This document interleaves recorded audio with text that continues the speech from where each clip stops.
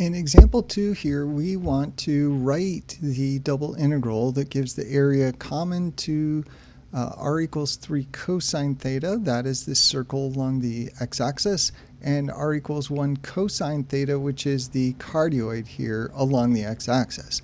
So that common area is going to be in here and in here. So what we can do is find the area of the upper half and then double it by symmetry. So we'll do that. So we'll find that area and double it. So how do we do this? Well, we've got to set up our integral here, our double integral, to give the area, and that's going to be the double integral of 1 dA. So that is this formula here. So we're just going to do the volume under the solid of height 1. That's going to give us the area. So we want to set up our limits of integration here, and we actually have to divide up into two regions here.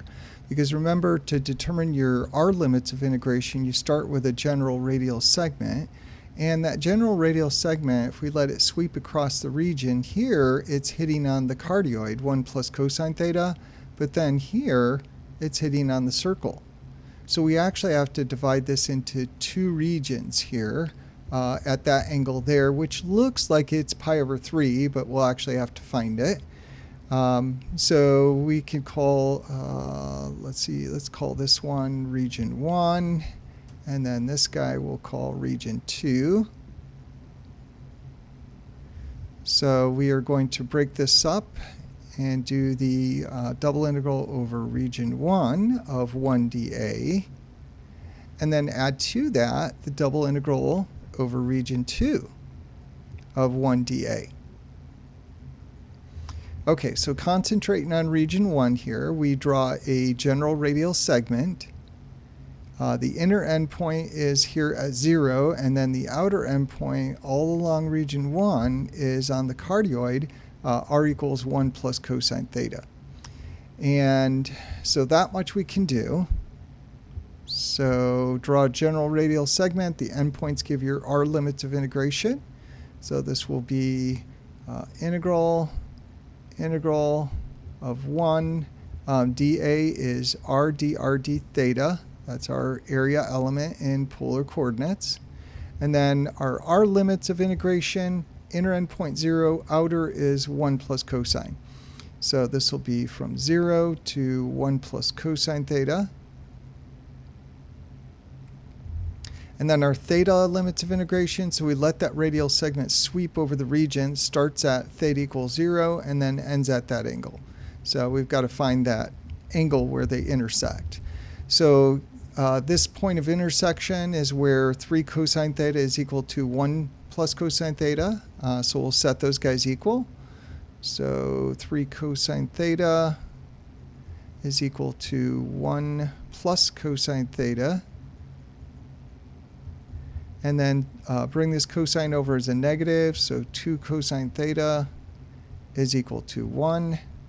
And dividing by 2 on both sides, cosine theta is 1/2. And then if you look at the unit circle, the angle that has cosine or x-coordinate 1/2 is indeed pi over 3.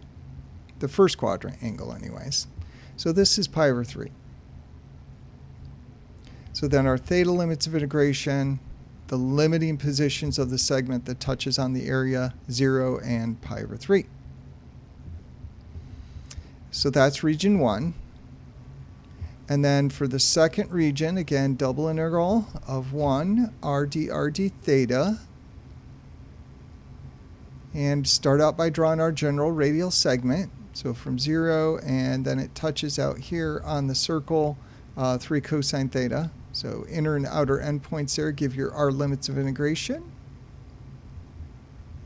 So this will be 0 to 3 cosine theta. And then we let that segment sweep over region 2. So it starts at pi over 3 and then sweeps down here. Now if you don't put the outer endpoint on the edge of the circle, it's really sweeping like this. So it's going from pi over 3 to pi over 2 because the circle is tangent to the y-axis there. So starting angle pi over 3, ending angle pi over 2. So that's our setup. So, and we're just writing in this example, we're not solving. So, but we should practice solving one of these integrals here. Why don't we try solving that first integral?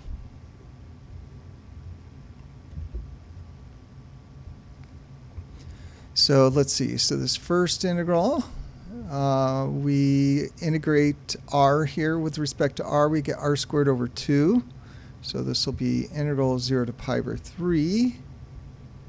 And then antiderivative with r is r squared over 2. And we are going to evaluate that from r equals 0 to 1 plus cosine theta.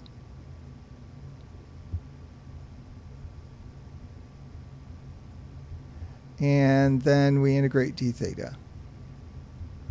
So this 1/2 can factor out of the evaluation out on the outside there. So we'll have a 1/2 on the outside, and then we'll just be plugging into the r squared. So this guy factors out. So 1 plus cosine squared minus 0 squared. So this will just be integral 0 to pi over 3.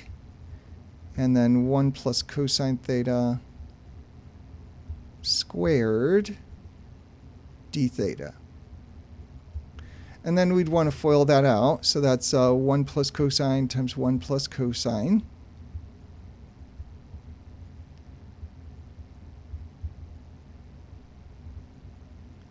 So this will equal 1/2 on the outside, integral 0 to pi over 3.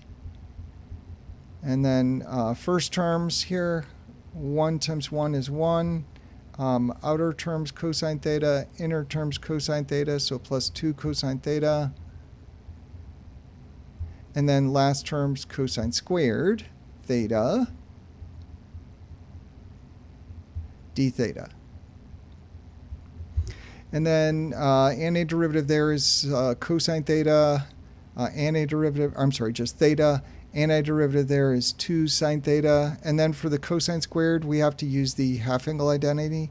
So we're going to trade that out for 1/2 times 1 plus cosine 2 theta.